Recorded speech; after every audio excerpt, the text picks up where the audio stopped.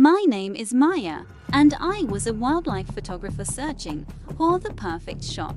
People say looking death in the eye is terrifying, but have you ever looked it in the eye 7 times? I traveled to the Zambezi wilderness, but my Cessna plane sputtered and failed over the dense jungle canopy.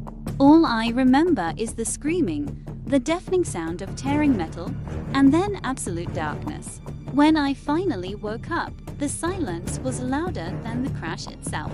The pilot was gone, and I was alone. I managed to scavenge a survival knife, a lighter, and a water canteen. I knew I had to reach the river. My first test didn't announce itself with a roar, but with a silent hiss. A puff adder, perfectly camouflaged.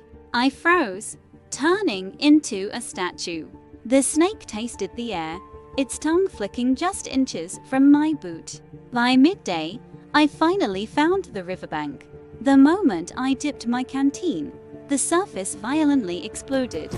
A massive Nile crocodile, 15 feet long, lunged right at me.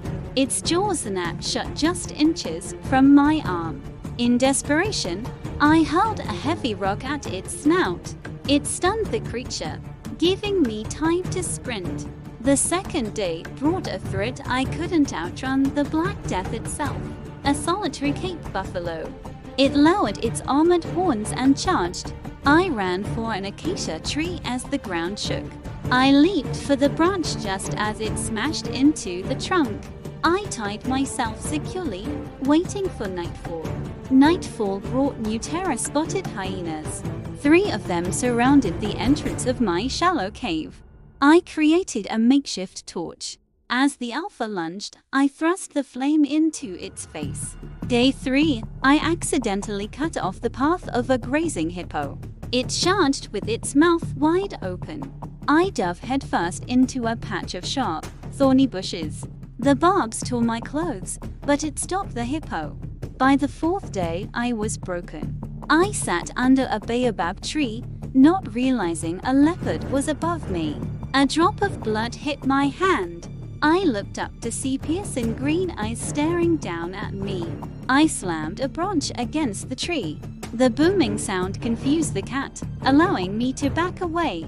Finally, I saw village smoke, but standing between me and salvation was an old, scarred male lion. As he crouched for the pounce, a rescue helicopter crested the hill, creating a blinding storm of dust. A rope ladder dropped from the sky. I had survived 7 of the deadliest creatures on Earth. I walked out of that valley of death because I refused to give up. I am Maya, and I am a survivor.